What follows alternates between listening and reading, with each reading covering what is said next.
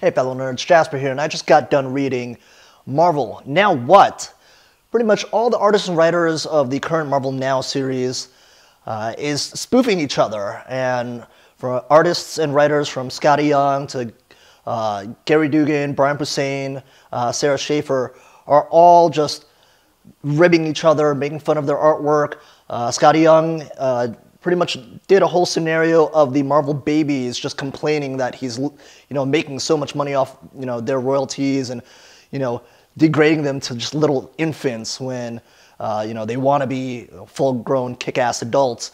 Another memorable short story out of the whole batch was the secret origin of Dr. Octopus, with him really being a puppeteer and ventriloquist. So overall, the issue itself is great. There's so many different stories that just make you want to laugh. I'm giving this a 3 out of 5 Nerd Skulls.